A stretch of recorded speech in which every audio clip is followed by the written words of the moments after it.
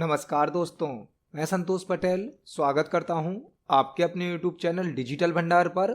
आज की वीडियो में हम CPCT एग्जाम जनवरी 2024 के लिए कंप्यूटर के इम्पोर्टेंट क्वेश्चंस को समझने वाले हैं। यह हमारा CPCT एग्जाम जनवरी 2024 के लिए पार्ट नंबर 16 है। इस वीडियो में हम CPCT एग्जाम के लिए कंप्यूटर से संबंधित 20 इंपोर्टेंट क्वेश्चंस को समझने वाले हैं। यह सभी वही क्वेश्चन हैं जो पहले भी CPCT एग्जाम में पूछे जा चुके हैं। जब हम एक क्वेश्चन को समझते हैं तो उससे संबंधित हमें कई प्रकार के और भी क्वेश्चन तैयार करने मिलते हैं। आप इन सभी क्वेश्चंस को नोट जरूर करें, क्योंकि पेपर में एक क्वेश्चन से संबंधित कई प्रकार के और भी क्वेश्चन बन सकते हैं। चलिए शुरुआत करते हैं आज की इस वीडियो का। देखते हैं आज का हमारा पहला क्वेश्चन क्या है। पहला क्वेश्चन हमसे पूछा गया है, निम्न में से कौन सा एक सर्च इंजन है। निम्न में से कौन सा एक सर्च इंजन है। पहला क्वेश्चन हमसे पूछा गया है, निम्न में से कौन सा एक सर्च इंजन है। सर्च इंजन क्या होता है। सर्च इंजन कुछ वेबसाइट होती हैं या कुछ ऑनलाइन प्रोग्राम होते हैं। ऑनलाइन प्रोग्राम या वेबसाइट होती हैं सर्च इंजन, जो कि इंटरनेट पर किसी टॉपिक के आधार पर इंफॉर्मेशन को सर्च करने के लिए यूज की जाती हैं। सर्च इंजन कुछ वेबसाइट या ऑनलाइन प्रोग्राम होते हैं जो कि इंटरनेट पर किसी टॉपिक के आधार पर इंफॉर्मेशन को सर्च करने के लिए यूज की जाती हैं। सर्च इंजन क्या है। यदि हमें इंटरनेट पर किसी टॉपिक के आधार पर, किसी शब्द के आधार पर कोई जानकारी सर्च करनी है तो हम सर्च इंजन का यूज करेंगे। सर्च इंजन कुछ वेबसाइट होती हैं, कुछ ऑनलाइन प्रोग्राम होते हैं, जैसे कि google.com, yahoo.com, bing.com, ask.com, कई प्रकार के सर्च इंजन होते हैं। तो इस क्वेश्चन का आंसर होगा ऑप्शन नंबर बी, गूगल एक सर्च इंजन है, जबकि गूगल क्रोम एक वेब ब्राउजर है। वेब ब्राउजर अलग होता है, सर्च इंजन अलग होता है। वेब ब्राउजर तो एक एप्लीकेशन सॉफ्टवेयर होता है। वेब ब्राउजर एक एप्लीकेशन सॉफ्टवेयर होता है जो कि वेब पेज या वेबसाइट को ओपन करने के लिए यूज किया जाता है। वेब ब्राउजर अलग है, सर्च इंजन अलग है। वेब ब्राउजर एक एप्लीकेशन सॉफ्टवेयर होता है जिसका उपयोग वेब पेज या वेबसाइट को ओपन करने के लिए किया जाता है, जबकि सर्च इंजन कुछ वेबसाइट होती हैं जो कि इंटरनेट पर किसी टॉपिक की इंफॉर्मेशन को सर्च करने के लिए यूज की जाती हैं। यहां पर जो हमें 4 ऑप्शन दिए गए हैं, इनमें गूगल एक सर्च इंजन है। तो इस क्वेश्चन का आंसर होगा ऑप्शन नंबर बी, गूगल या google.com एक सर्च इंजन है। देखते हैं हमारे नेक्स्ट क्वेश्चन को। नेक्स्ट क्वेश्चन है, ब्लैंक एक ऐसा प्रोग्राम है जो वेब संसाधनों तक पहुंच मतलब कि एक्सेस प्रदान करता है।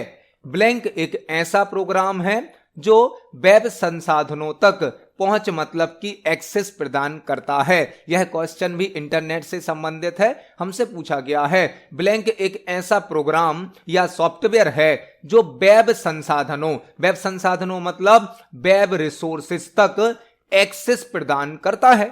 यदि आपको इंटरनेट पर किसी संसाधन को एक्सेस करना है, किसी रिसोर्स को एक्सेस करना है, तो आपको कौन से प्रोग्राम की आवश्यकता होगी।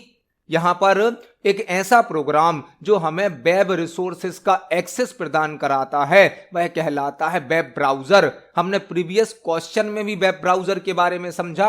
वेब ब्राउजर क्या है।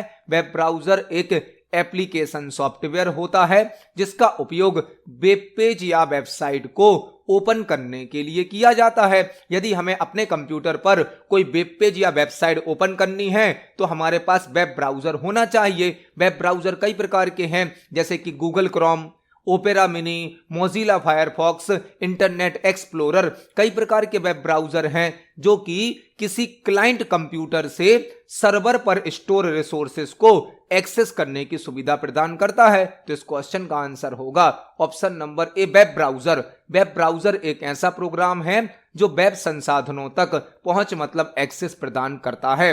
वेबसाइट तो एक ऑनलाइन प्रोग्राम है जो कि कई प्रकार की इंफॉर्मेशन को स्टोर करती है। वेब पेज वेबसाइट का एक पेज होता है और किसी पेज या वेबसाइट के एड्रेस को कहा जाता है यूआरएल। यूआरएल मतलब uniform resource locator, uniform resource locator. तो इस क्वेश्चन का आंसर होगा ऑप्शन नंबर ए, वेब ब्राउजर। देखते हैं हमारे नेक्स्ट क्वेश्चन को। नेक्स्ट क्वेश्चन है, ब्लैंक इंटरनेट नेविगेशन का एक रूप है जो एक उपयोगकर्ता को एक ही विंडो में कई वेब पेज ब्राउज करने की अनुमति देता है।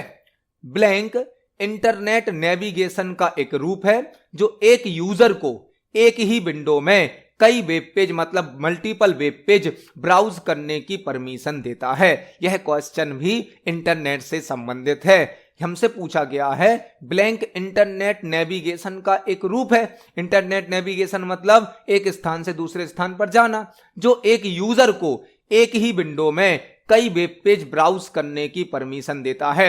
यदि हमें अपने कंप्यूटर पर वेब पेज या वेबसाइट को ओपन करना है तो हमें वेब ब्राउजर का यूज करना होता है। वेब ब्राउजर का, वेब ब्राउजर एक एप्लीकेशन सॉफ्टवेयर है जो कि वेब पेज या वेबसाइट को ओपन करने की सुविधा प्रदान करता है। कई प्रकार के वेब ब्राउजर हैं, Google Chrome, opera mini, Mozilla Firefox, internet explorer, कई प्रकार के वेब ब्राउजर हैं।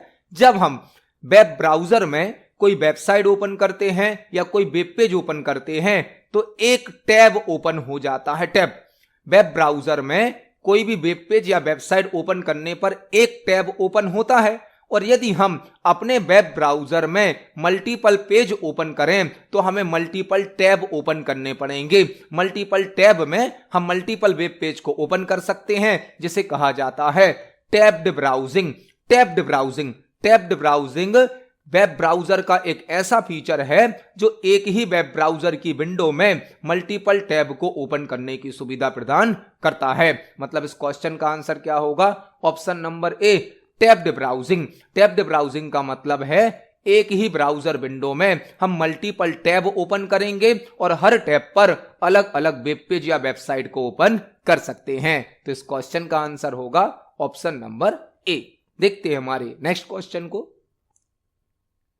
नेक्स्ट क्वेश्चन है, निम्नलिखित में से कौन सा विकल्प एमएस वर्ड 2019 में एक पैराग्राफ या सेक्शन की शुरुआत में सजावटी तत्व के रूप में एक बड़ा कैपिटल लेटर बनाने या निर्माण में आपकी मदद करेगा?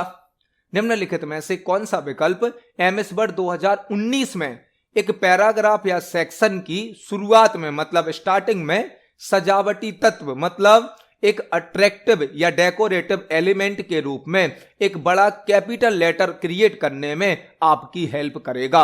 हमसे क्वेश्चन पूछा गया है कि एमएस वर्ड 2019 में किसी पैराग्राफ या सेक्शन की स्टार्टिंग में यदि हमें एक डेकोरेटिव, एक अट्रैक्टिव कैपिटल लेटर लिखना है तो हम किस ऑप्शन का यूज करेंगे?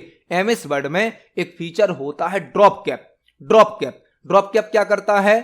ड्रॉप कैप किसी पैराग्राफ के, किसी सेंटेंस के, किसी लाइन के पहले अक्षर को या पहले शब्द को मल्टीपल लाइन में ड्रॉप कर देता है। मल्टीपल लाइन में ड्रॉप कर देता है। आपने देखा होगा न्यूज़पेपर में, बुक्स में, मैगजीन्स में किसी पैराग्राफ का पहला अक्षर बड़ा और अट्रैक्टिव शो होता है जो कि मल्टीपल लाइन को कवर करता है। यह कहलाता है ड्रॉप कैप। ड्रॉप कैप के द्वारा किसी पैराग्राफ, किसी सेंटेंस या किसी लाइन के पहले अक्षर को या पहले शब्द को मल्टीपल लाइन में बड़ी साइज पर शो किया जाता है, जिसके लिए हम ड्रॉप कैप नाम का ऑप्शन यूज करते हैं। Drop cap option MS Word के इंसर्ट टैब में प्राप्त होता है, इंसर्ट टैब में। और ड्रॉप कैप के द्वारा बाय डिफॉल्ट 3 लाइन को ड्रॉप किया जाता है। 3 लाइन को drop cap by default 3 line को ड्रॉप करता है और ड्रॉप कैप से हम अधिकतम 10 लाइन को ड्रॉप कर सकते हैं। ड्रॉप कैप ऑप्शन करता क्या है?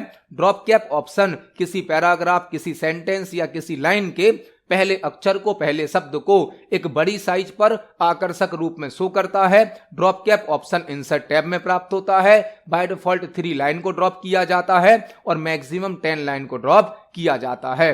तो इस क्वेश्चन का आंसर होगा option number C drop cap. इसको हम प्रैक्टिकली भी देख सकते हैं एमएस वर्ड में। चलते हैं एमएस वर्ड में। यह हमारा एमएस वर्ड सॉफ्टवेयर है। यहां पर हमने कुछ सैंपल टेक्स्ट टाइप किया है।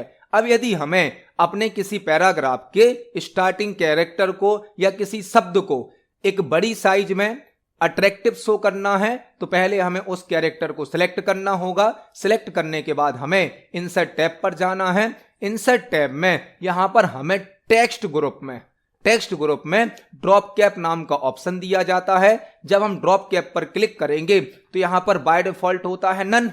इसकी जगह हमें कर देना है ड्रॉप्ड। जैसे ही हम ड्रॉप्ड ऑप्शन को सिलेक्ट करते हैं आप देख सकते हैं जो कैरेक्टर हमने सिलेक्ट किया था वह मल्टीपल लाइन में ड्रॉप हो गया है, बड़ी साइज पर दिखाया जा रहा है, जो कि बाय डिफॉल्ट 3 लाइन में ड्रॉप हुआ है। 3 लाइन में। यदि आप इसे और अधिक लाइन में ड्रॉप करना चाहते हैं तो अधिकतम यह 10 लाइन में ड्रॉप होगा, जिसके लिए आपको ड्रॉप कैप ऑप्शन पे जाना है और यहां पर लाइन्स टू ड्रॉप ऑप्शन को बढ़ा देना है। अधिकतम हम 10 लाइनों में किसी कैरेक्टर को ड्रॉप कर सकते हैं। यह होता है ड्रॉप कैप। तो इस क्वेश्चन का आंसर होगा option number C drop cap. देखते हैं हमारे नेक्स्ट क्वेश्चन को।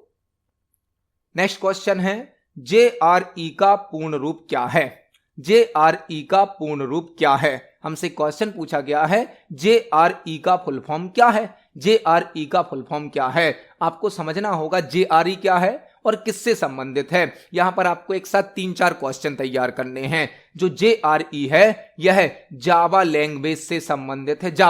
जावा जो कि एक प्रोग्रामिंग लैंग्वेज है, जो कि एक हाई लेवल लैंग्वेज है। जावा को जेम्स गॉसलिंग के द्वारा बनाया गया है। जावा को जेम्स गॉसलिंग के द्वारा बनाया गया है, जो कि सन माइक्रो सिस्टम में वर्क करते थे।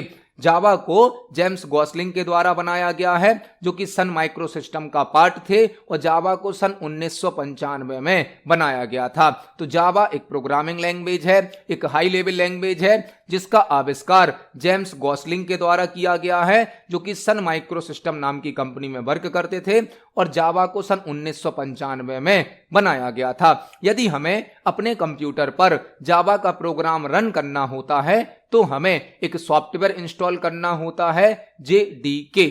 जावा का प्रोग्राम रन करने के लिए हमें अपने कंप्यूटर पर एक सॉफ्टवेयर इंस्टॉल करना होता है, जो कि होता है JDK। JDK मतलब Java development kit. Java development kit. Java development kit. जब हम JDK को इंस्टॉल करते हैं तो उसके अंदर JVM और JRE भी इंस्टॉल हो जाता है। JVM मतलब Java virtual machine. Java virtual machine. Java virtual machine. और JRE मतलब जावा रन टाइम एनवायरमेंट। जावा रन टाइम एनवायरमेंट। तो JRE जावा से संबंधित है, जिसका फुल फॉर्म होता है जावा रन टाइम एनवायरमेंट। यहां पर हमने एक साथ 3-4 क्वेश्चन समझे। इस क्वेश्चन का आंसर है ऑप्शन नंबर ए। JRE का पूर्ण रूप है जावा रन टाइम एनवायरमेंट। देखते हैं हमारे नेक्स्ट क्वेश्चन को। नेक्स्ट क्वेश्चन है भीम का पूर्ण रूप क्या है। भीम का पूर्ण रूप क्या है। भीम का फुल फॉर्म हमसे पूछा गया है और यदि आप हमारे प्रीवियस वीडियोस को देख रहे हैं तो आपको इस क्वेश्चन का आंसर समझ में आ गया होगा। हमसे पूछा गया है भीम का फुल फॉर्म क्या है। हमने अपनी प्रीवियस वीडियोस में भी भीम ऐप से संबंधित कई प्रकार के क्वेश्चंस को तैयार किया है। यहां पर हमसे पूछा गया है भीम का फुल फॉर्म क्या है। भीम ऐप एक ऑनलाइन मनी ट्रांसफर करने की सुविधा देने वाली ऐप है। भीम ऐप UPI के माध्यम से ऑनलाइन मनी ट्रांसफर करने की सुविधा प्रदान करती है। भीम ऐप UPI के माध्यम से ऑनलाइन मनी ट्रांसफर करने की सुविधा प्रदान करती है। UPI का फुल फॉर्म होता है unified payment interface. Unified payment interface UPI का फुल फॉर्म होता है। भीम ऐप में भीम का फुल फॉर्म होता है Bharat interface for money. Bharat interface for money. Bharat interface for money Bhim app में भीम का फुल फॉर्म होता है। भीम ऐप का नाम डॉक्टर भीमराव अंबेडकर जी के नाम पर रखा गया है। भीम ऐप का नाम डॉक्टर भीमराव अंबेडकर जी के नाम पर रखा गया है। भीम ऐप को NPCI के द्वारा बनाया गया है। NPCI national payments corporation of India. National payments corporation of India के द्वारा भीम ऐप को बनाया गया है। भीम ऐप को सन 2016 में लॉन्च किया गया था। भीम ऐप को सन 2016 में लॉन्च किया गया था। तो इस क्वेश्चन का आंसर होगा ऑप्शन नंबर ए भीम का full form Bharat interface for money होता है। देखते हैं हमारे नेक्स्ट क्वेश्चन को। नेक्स्ट क्वेश्चन है, ब्लैंक एक सरल प्रोग्राम है जो प्रिंटर सर्वर या कंप्यूटर प्रिंटर पर सबमिट किए गए सभी प्रिंट कार्यों का प्रबंधन करता है।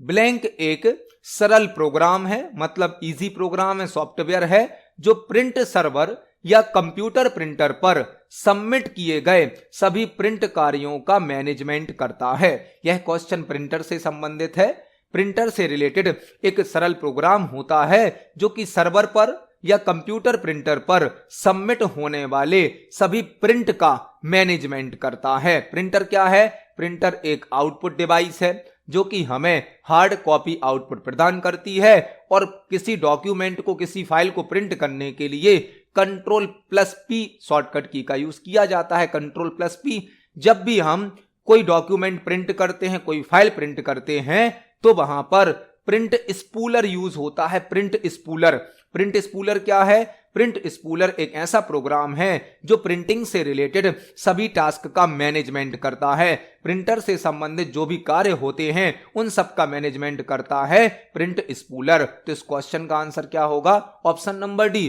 प्रिंट स्पूलर एक सरल प्रोग्राम है जो प्रिंटर सर्वर या कंप्यूटर प्रिंटर पर सबमिट किए गए सभी प्रिंट कार्यों का मैनेजमेंट या प्रबंधन करता है। तो इस क्वेश्चन का आंसर होगा option number D, print spooler. देखते हैं हमारे नेक्स्ट क्वेश्चन को। नेक्स्ट क्वेश्चन है, एमएस वर्ड 2019 का निम्नलिखित में से कौन सा रिबन टैब उपयोग के लिए उपलब्ध फॉन्ट्स दिखाता है?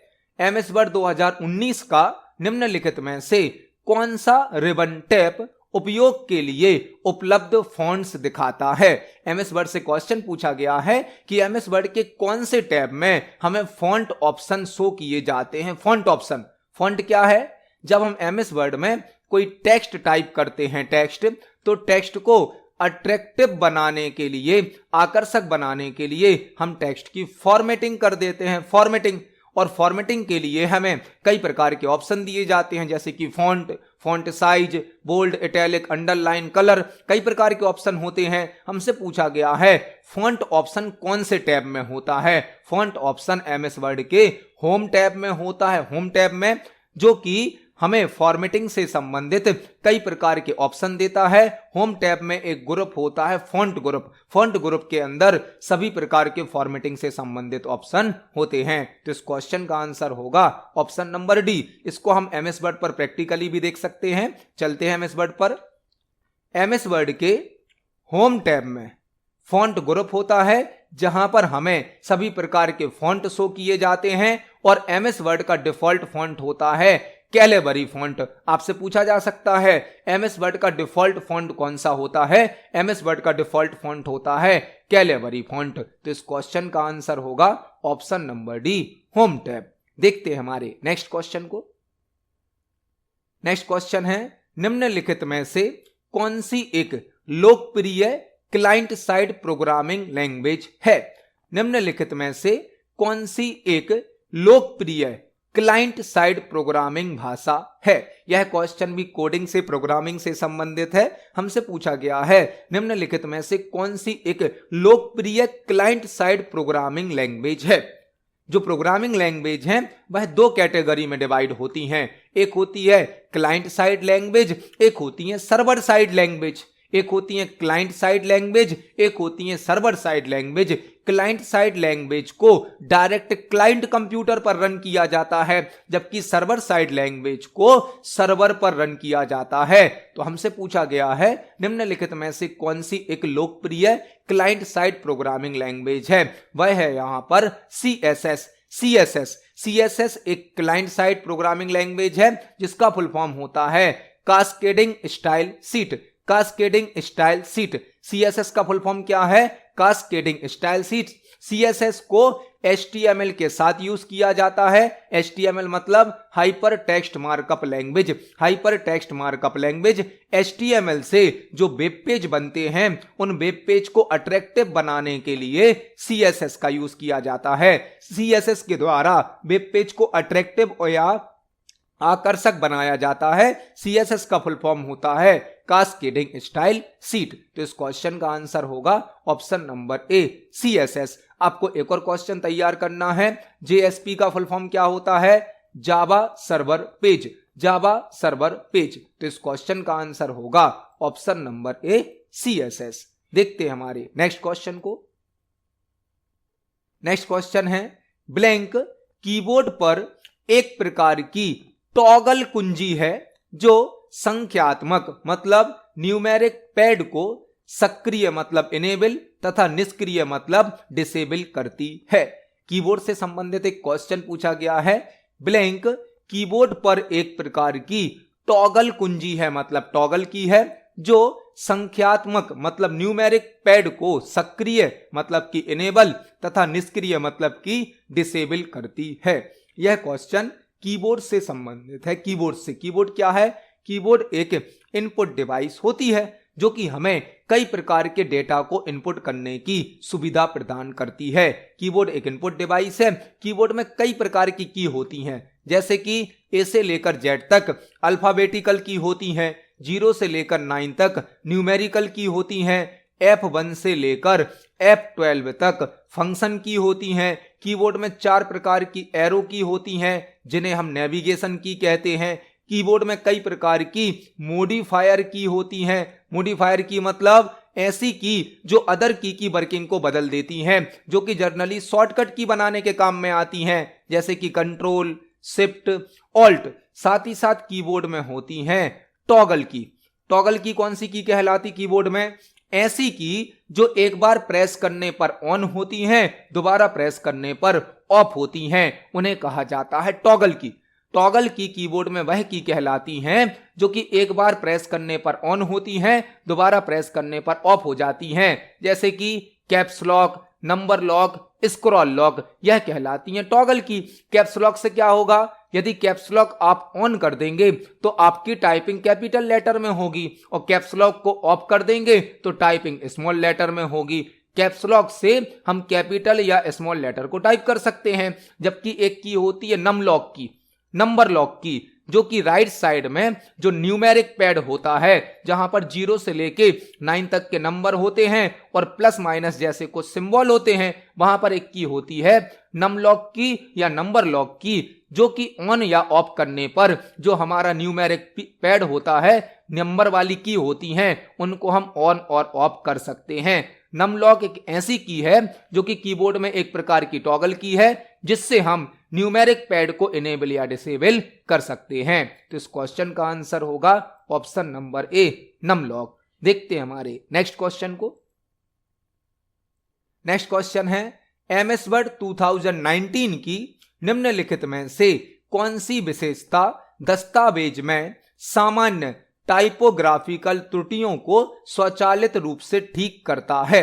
MS वर्ड 2019 की निम्नलिखित में से कौन सी विशेषता डॉक्यूमेंट में जर्नल टाइपोग्राफिकल एरर को ऑटोमेटिक रूप से ठीक करता है, मतलब करेक्ट करता है? हमसे क्वेश्चन पूछा गया है कि MS वर्ड 2019 में ऐसा कौन सा फीचर होता है जो जर्नल टाइप की टाइपोग्राफिकल एरर्स को ऑटोमेटिक ठीक कर देता है। आपने देखा होगा जब हम MS वर्ड में टाइपिंग करते हैं तो टाइपिंग करते समय कई बार हमसे कुछ छोटी मोटी स्पेलिंग की मिस्टेक हो जाती है, उनको ऑटोमेटिक MS वर्ड के द्वारा सही कर दिया जाता है, और वह सही किया जाता है ऑटो करेक्ट नाम के ऑप्शन के द्वारा। ऑटो करेक्ट MS वर्ड का एक ऐसा फीचर है जो कि टाइपिंग में होने वाली छोटी मोटी मिस्टेक को, एरर को ऑटोमेटिक करेक्ट कर देता है। तो इस क्वेश्चन का आंसर होगा option number B auto correct option को हम MS वर्ड में कहां से देख सकते हैं? आपको MS वर्ड में फाइल मेनू पर क्लिक करना होगा।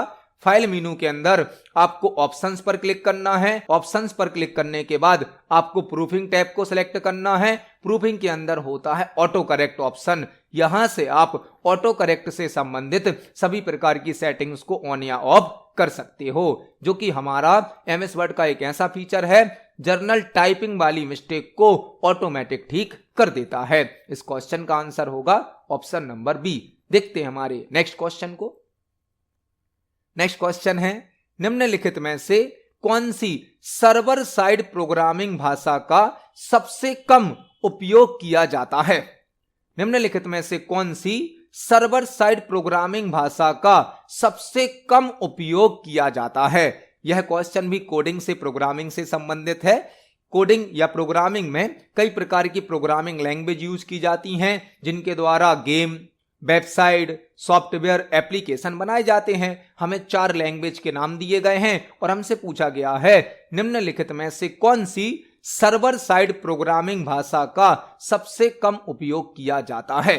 अभी हमने समझा था एक होती है client side language. Client side language मतलब जो डायरेक्ट क्लाइंट कंप्यूटर पर रन हो जाती हैं, और एक होती हैं सर्वर साइड लैंग्वेज जिनको रन करने के लिए सर्वर की आवश्यकता होती है। हमसे पूछा गया है निम्नलिखित में से कौन सी सर्वर साइड प्रोग्रामिंग भाषा का सबसे कम उपयोग किया जाता है। यहां पर एक लैंग्वेज है पीएचपी।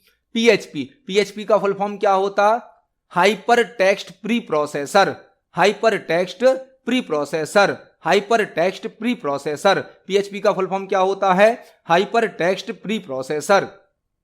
पीएचपी का फुल फॉर्म क्या है? Hyper text pre processor. और पीएचपी एक सर्वर साइड लैंग्वेज है।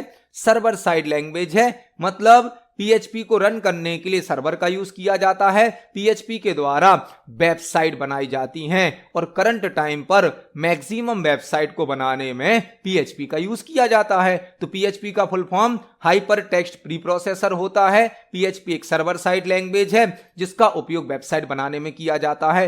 एएसपी का फुल फॉर्म क्या है? एएसपी का फुल फॉर्म होता है active server page. Active server page. Active server page. ASP भी सर्वर साइड लैंग्वेज है जिसके द्वारा वेबसाइट बनाई जाती हैं। और जेएसपी का फुल फॉर्म क्या है? Java server page. Java server page यह भी एक सर्वर साइड लैंग्वेज है जिसके द्वारा वेबसाइट बनाई जाती हैं। यहां पर आंसर होगा ऑप्शन नंबर बी। सी लैंग्वेज एक ऐसी लैंग्वेज है जिसका उपयोग डिवाइस ड्राइवर बनाने में किया जाता है। Device driver. डिवाइस ड्राइवर मतलब किसी हार्डवेयर डिवाइस के जो सॉफ्टवेयर होते हैं उन्हें बोला जाता है डिवाइस ड्राइवर। या सिस्टम प्रोग्रामिंग में भी सी लैंग्वेज का यूज किया जाता है। तो सी लैंग्वेज यहां पर हमारा आंसर होगा। सी लैंग्वेज एक ऐसी लैंग्वेज है जो कि सर्वर साइड लैंग्वेज है और इसका उपयोग कम किया जाता है। देखते हैं हमारे नेक्स्ट क्वेश्चन को। नेक्स्ट क्वेश्चन है एमएस वर्ड में कितने अनुच्छेद अलाइनमेंट मतलब कि संरेखण विकल्प उपलब्ध हैं?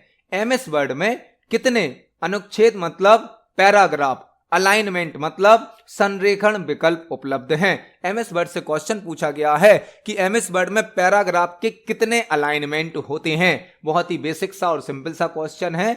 एमएस वर्ड में टोटल 4 प्रकार के पैराग्राफ अलाइनमेंट होते हैं जो कि होते हैं लेफ्ट अलाइनमेंट जिसकी शॉर्टकट की होती है control L, right alignment shortcut की होती है control R, centre alignment shortcut की होती है control plus E, control plus E, justify alignment control plus जे।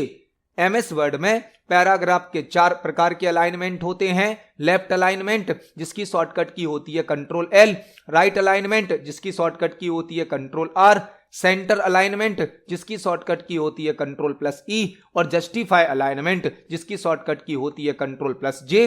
4 प्रकार के अलाइनमेंट होते हैं। एमएस वर्ड का डिफॉल्ट अलाइनमेंट होता है लेफ्ट अलाइनमेंट। एमएस वर्ड का डिफॉल्ट अलाइनमेंट कौन सा होता है? Left alignment.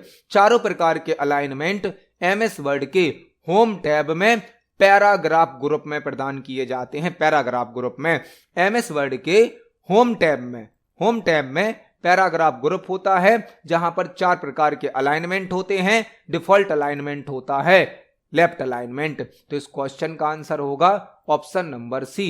4 प्रकार के पैराग्राफ अलाइनमेंट होते हैं। देखते हैं हमारे नेक्स्ट क्वेश्चन को। नेक्स्ट क्वेश्चन है निम्नलिखित में से कौन सा डिजिटल वॉलेट का उदाहरण नहीं है? निम्नलिखित में से कौन सा डिजिटल वॉलेट का उदाहरण नहीं है? यह क्वेश्चन हमसे पूछा गया है डिजिटल वॉलेट से संबंधित। हमें 4 ऑप्शन दिए गए हैं और हमसे पूछा गया है निम्नलिखित में से कौन सा डिजिटल वॉलेट का उदाहरण नहीं है। डिजिटल वॉलेट क्या है? डिजिटल वॉलेट कोई ऐप या वेबसाइट होती है। कोई ऐप या वेबसाइट एक डिजिटल वॉलेट हो सकता है जो कि हमें किसी इलेक्ट्रॉनिक माध्यम से ऑनलाइन मनी ट्रांसफर करने की सुविधा प्रदान करता है।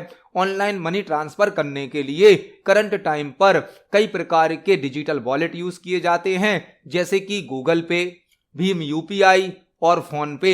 इनके अलावा भी कई प्रकार के डिजिटल वॉलेट होते हैं, लेकिन पर्स एक डिजिटल वॉलेट नहीं है।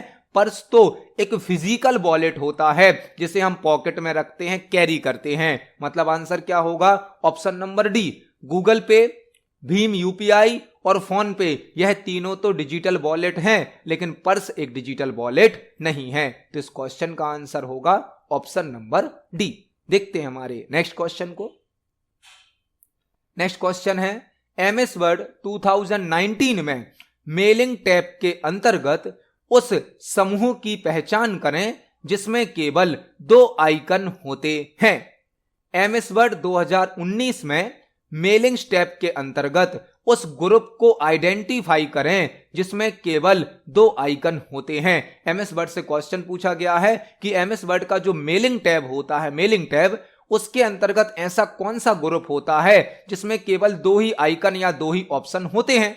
यह क्वेश्चन एमएस वर्ड से पूछा गया है, जो कि मेल मर्ज टॉपिक से संबंधित है। मेल मर्ज क्या करता है? मेल मर्ज सिंगल डॉक्यूमेंट की मल्टीपल कॉपी बनाने की सुविधा प्रदान करता है। यदि हमें एक ही डॉक्यूमेंट की मल्टीपल कॉपी क्रिएट करना है तो हम मेल मर्ज ऑप्शन का यूज करते हैं। मेल मर्ज ऑप्शन के द्वारा एक ही प्रकार की जानकारी को एक साथ कई लोगों के साथ शेयर किया जा सकता है। मेल मर्ज ऑप्शन के द्वारा एक ही प्रकार की जानकारी को एक साथ कई लोगों के साथ शेयर किया जा सकता है। Mail merge option MS Word के मेलिंग टैब में प्राप्त होता है। मेलिंग टैब में मेल मर्ज के द्वारा लेटर, लेबल, एनवलप, कई प्रकार के ऑब्जेक्ट क्रिएट किए जा सकते हैं। मेलिंग टैब के अंदर कई ग्रुप होते हैं। हमसे पूछा गया है ऐसा कौन सा ग्रुप है जिसमें केवल 2 आइकन होते हैं। मेलिंग टैब का पहला या फर्स्ट ग्रुप होता है क्रिएट ग्रुप, जिसमें केवल 2 ही ऑप्शन होते हैं, एनवलप और लेबल। मेलिंग टैब का पहला या फर्स्ट ग्रुप होता है क्रिएट ग्रुप, जिसमें केवल 2 ही ऑप्शन होते हैं, एनवलप एंड लेबल। आपसे क्वेश्चन पूछा जा सकता है मेलिंग टैब के किस ग्रुप में सबसे अधिक ऑप्शन होते हैं? वह होता है right and insert field group. Right and insert field group में सबसे ज्यादा ऑप्शन होते हैं और 2 ऑप्शन किस ग्रुप में होते हैं? क्रिएट ग्रुप में। इसको हम प्रैक्टिकली देख सकते हैं एमएस वर्ड पर। एमएस वर्ड के मेलिंग टैब से हम मेल मर्ज का यूज करते हैं। मेल मर्ज के द्वारा हम लेटर, लेबल, एनवलप बना सकते हैं, जो कि मेलिंग टैब में प्राप्त होता है। मेलिंग टैब के अंदर पहला या सबसे लेफ्ट वाला ग्रुप होता है क्रिएट ग्रुप, जिसमें केवल 2 ही ऑप्शन होते हैं, एनवलप एंड लेबल। और सबसे ज्यादा ऑप्शन कहां होते हैं? Right and insert field group में। तो इस क्वेश्चन का आंसर होगा ऑप्शन नंबर ए, क्रिएट ग्रुप। देखते हैं हमारे नेक्स्ट क्वेश्चन को। नेक्स्ट क्वेश्चन है, किसी वर्ड डॉक्यूमेंट का बैकग्राउंड कैसा होता है? किसी वर्ड डॉक्यूमेंट का बैकग्राउंड कैसा होता है? यह क्वेश्चन भी एमएस वर्ड से पूछा गया है कि यदि हमने एमएस वर्ड में कोई डॉक्यूमेंट बनाया है, कोई फाइल बनाई है, तो उसका बैकग्राउंड कैसा होता है? बैकग्राउंड मतलब जो हम टेक्स्ट लिखते हैं उसके पीछे जो हमारा पेज होता है वह कैसा होता है? ऑप्शन नंबर ए क्या है? हमेशा सफेद रंग का होता है। ऑप्शन नंबर बी क्या है? डिजाइन टैब के तहत रंग बदलने का विकल्प है। ऑप्शन नंबर सी क्या है? हमेशा काले रंग का होता है। ऑप्शन नंबर डी क्या है? बदला नहीं जा सकता है। जब हम एमएस वर्ड में कोई डॉक्यूमेंट बनाते हैं, कोई फाइल बनाते हैं, तो जो हमारा पेज होता है, पेज बाय डिफॉल्ट तो सफेद रंग का होता है, बाय डिफॉल्ट तो व्हाइट कलर का पेज होता है, लेकिन हम पेज के बैकग्राउंड कलर को डिजाइन टैब से चेंज भी कर सकते हैं। मतलब आंसर होगा ऑप्शन नंबर बी।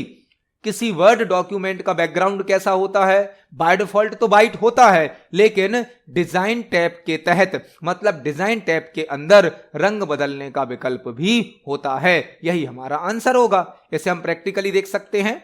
आप देख सकते हैं अभी हमारा जो डॉक्यूमेंट बना है, जो फाइल बनी है, इसका बैकग्राउंड बाय डिफॉल्ट तो व्हाइट है, लेकिन डिजाइन टैब के अंदर यहां पर पेज कलर को चेंज करने के लिए ऑप्शन होता है, जहां से हम पेज के बैकग्राउंड कलर को चेंज भी कर सकते हैं। तो हमारा आंसर होगा option number B, design tab के तहत रंग बदलने का विकल्प है। देखते हैं हमारे नेक्स्ट क्वेश्चन को। नेक्स्ट क्वेश्चन है, कुंजियों का इनमें से किस संयोजन का क्लिपबोर्ड की सामग्री को किसी डॉक्यूमेंट एमएस वर्ड 2019 में पेस्ट करने के लिए उपयोग किया जा सकता है? कुंजियों का मतलब शॉर्टकट कीज का या कीज का, इनमें से किस संयोजन का, संयोजन मतलब कॉम्बिनेशन का, क्लिपबोर्ड की सामग्री को किसी डॉक्यूमेंट एमएस वर्ड 2019 में पेस्ट करने के लिए उपयोग किया जा सकता है। यहां पर हमको 4 शॉर्टकट की दी गई हैं और हमसे पूछा गया है इनमें से कौन सी शॉर्टकट की का उपयोग एमएस वर्ड डॉक्यूमेंट में जो इंफॉर्मेशन क्लिपबोर्ड में रखी है उसको पेस्ट करने के लिए किया जा सकता है। यहां पर आपको 3-4 क्वेश्चन तैयार करने हैं। क्लिपबोर्ड क्या होता? क्लिपबोर्ड हमारे कंप्यूटर का एक टेम्परेरी स्टोरेज होता है, टेम्परेरी स्टोरेज, जो कि कुछ समय तक डेटा को स्टोर करता है। जब भी हम अपने कंप्यूटर से किसी ऑब्जेक्ट को कॉपी करते हैं या कट करते हैं तो वह इंफॉर्मेशन क्लिपबोर्ड में स्टोर हो जाती है। क्लिपबोर्ड में आपसे पूछा जा सकता है किसी ऑब्जेक्ट को कट या कॉपी करने पर वह कहां स्टोर हो जाता है। जब भी हम किसी ऑब्जेक्ट को कट या कॉपी करते हैं तो वह टेम्परेरी रूप से कहां स्टोर हो जाता है? क्लिपबोर्ड में। क्लिपबोर्ड हमारे कंप्यूटर का एक टेम्परेरी स्टोरेज होता है जो कि कट या कॉपी होने वाले ऑब्जेक्ट को स्टोर कर लेता है। कॉपी की शॉर्टकट की क्या होती है? Control C. कट की शॉर्टकट की क्या होती है? Control X. और जब भी हम किसी वस्तु को, किसी टेक्स्ट को कॉपी करते हैं या कट करते हैं तो उसे पेस्ट करने की शॉर्टकट की क्या होती? कंट्रोल प्लस भी। कंट्रोल प्लस भी इस क्वेश्चन का आंसर है। जब भी हम किसी ऑब्जेक्ट को कट या कॉपी करते हैं तो वह क्लिपबोर्ड में स्टोर हो जाता है और यदि हम उसे पेस्ट करना चाहते हैं तो शॉर्टकट की क्या होगी? कंट्रोल प्लस भी। मतलब इस क्वेश्चन का आंसर होगा ऑप्शन नंबर डी। क्लिपबोर्ड की इंफॉर्मेशन को पेस्ट करने के लिए कंट्रोल प्लस भी का यूज किया जाता है। देखते हैं हमारे नेक्स्ट क्वेश्चन को। नेक्स्ट क्वेश्चन है, ब्लैंक इंटरनेट पर 2 या 2 से अधिक दूरस्थ पार्टियों के बीच लाइव या विजुअल कनेक्शन है जो आमने सामने की बैठक का अनुकरण करता है। ब्लैंक इंटरनेट पर 2 या 2 से अधिक दूरस्थ पार्टियों के बीच, दूरस्थ पार्टी मतलब जो अलग अलग लोकेशन पर उपलब्ध व्यक्ति हैं, पर्सन हैं, के बीच लाइव या विजुअल, लाइव या विजुअल का मतलब क्या है? चित्रों के द्वारा क्रिएट होने वाला कनेक्शन है जो आमने सामने की बैठक का अनुकरण करता है।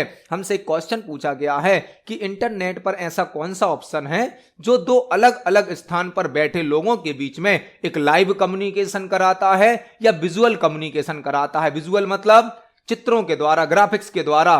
वह कौन सा ऑप्शन होगा? इंटरनेट पर यदि 2 अलग अलग लोकेशन पर बैठे हुए व्यक्तियों को या कई लोगों को आपस में लाइव कम्युनिकेशन करना है तो उसके लिए वीडियो कॉन्फ्रेंसिंग का यूज किया जाएगा। वीडियो कॉन्फ्रेंसिंग, जिसे हम वीडियो कॉल भी कह सकते हैं। वीडियो कॉल या वीडियो कॉन्फ्रेंसिंग एक ऐसी इंटरनेट की सर्विस है जिसके माध्यम से अलग अलग स्थान पर बैठे लोग, अलग अलग स्थान पर उपलब्ध पर्सन आपस में एक दूसरे से इंफॉर्मेशन शेयर कर सकते हैं और यह एक लाइव कम्युनिकेशन होता है जिसमें विजुअल मतलब चित्र और वीडियो का भी यूज किया जाता है। तो इस क्वेश्चन का आंसर होगा ऑप्शन नंबर ए। वीडियो कॉन्फ्रेंसिंग या वीडियो कॉल एक ऐसी सर्विस है इंटरनेट की जिसके द्वारा अलग अलग स्थान से लोग आपस में कनेक्ट होकर इंफॉर्मेशन को शेयर कर सकते हैं। तो इस क्वेश्चन का आंसर होगा ऑप्शन नंबर ए, वीडियो कॉन्फ्रेंसिंग। देखते हैं हमारे नेक्स्ट क्वेश्चन को। नेक्स्ट क्वेश्चन है, एक ब्लैंक उपकरण है जो इंटरनेट से जुड़ने के लिए एनालॉग सिग्नल को डिजिटल डेटा में संशोधित करता है। एक ब्लैंक उपकरण है मतलब डिवाइस है जो इंटरनेट से जुड़ने के लिए एनालॉग सिग्नल को डिजिटल डेटा में कन्वर्ट करता है।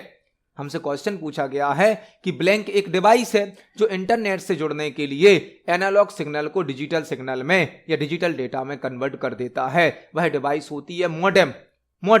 मॉडेम जो कि एक नेटवर्किंग डिवाइस होती है, नेटवर्किंग डिवाइस जिसे कनेक्टिविटी डिवाइस भी कहा जाता है। मॉडेम एक नेटवर्किंग डिवाइस है, एक कनेक्टिविटी डिवाइस है जिसका फुल फॉर्म होता है modulator, demodulator. Modulator, demodulator modem का फुल फॉर्म है।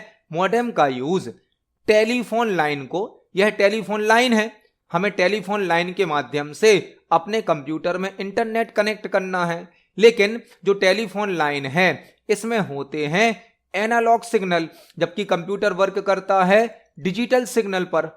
तो हमें इन एनालॉग सिग्नल को डिजिटल में बदलना पड़ेगा और डिजिटल सिग्नल को वापस एनालॉग में बदलना पड़ेगा। इसके लिए हमें यूज करनी होती है मॉडेम। मॉडेम क्या करती है? मॉडेम एक नेटवर्किंग डिवाइस है जो कि टेलीफोन लाइन को कंप्यूटर सिस्टम से कनेक्ट करती है। मॉडेम का फुल फॉर्म होता है मॉड्यूलेटर, डीमॉड्यूलेटर, क्योंकि यह एनालॉग सिग्नल को डिजिटल सिग्नल में बदल देती है और डिजिटल सिग्नल को वापस एनालॉग सिग्नल में बदल देती है। मॉडेम का फुल फॉर्म होता है मॉड्यूलेटर, डीमॉड्यूलेटर। मॉडेम एक ऐसी डिवाइस है जो इनपुट डिवाइस भी होती है और आउटपुट डिवाइस भी होती है। मॉडेम को दोनों प्रकार की डिवाइस कहा जाता है, इनपुट डिवाइस भी और आउटपुट डिवाइस भी। तो इस क्वेश्चन का आंसर होगा ऑप्शन नंबर सी, मॉडेम। देखते हैं हमारे नेक्स्ट क्वेश्चन को। नेक्स्ट क्वेश्चन है, विंडोज मूवी मेकर एक ब्लैंक एडिटर है। विंडोज मूवी मेकर एक ब्लैंक एडिटर है। हमें एक सॉफ्टवेयर का नाम दिया गया है विंडोज मूवी मेकर और हमसे पूछा गया है यह किस प्रकार का एडिटर है। किस प्रकार का एडिटर है? जो विंडोज मूवी मेकर है यह एक वीडियो एडिटर सॉफ्टवेयर होता है, video editor software. Windows movie maker में हम मल्टीपल इमेजेस को ऐड करके एक वीडियो बना सकते हैं, कई प्रकार के इफेक्ट या ट्रांजिशन लगा सकते हैं और इससे जो हमें आउटपुट मिलता है वह एक वीडियो के रूप में सेव हो जाता है। तो विंडोज मूवी मेकर एक वीडियो एडिटर है जिसके माध्यम से हम किसी वीडियो को एडिट कर सकते हैं, क्रिएट कर सकते हैं, उसमें कई प्रकार के इफेक्ट भी सेट कर सकते हैं। तो इस क्वेश्चन का आंसर होगा option number D, Windows movie maker एक वीडियो एडिटर होता है। इस क्वेश्चन का आंसर है ऑप्शन नंबर बी। तो आज की वीडियो में हमने सीपीसीटी एग्जाम से संबंधित कंप्यूटर के 20 इंपोर्टेंट क्वेश्चंस को समझा। जब हम एक क्वेश्चन को समझते हैं तो उससे संबंधित हमें कई प्रकार के और भी क्वेश्चन तैयार करने मिलते हैं। आप सभी क्वेश्चंस को पढ़ें, समझें। यदि आपका कोई क्वेश्चन है, कोई डाउट है तो कमेंट सेक्शन में जरूर पूछें। वीडियो पसंद आती है तो वीडियो को लाइक करें, ज्यादा से ज्यादा शेयर करें। मिलते हैं अगली वीडियो में। धन्यवाद।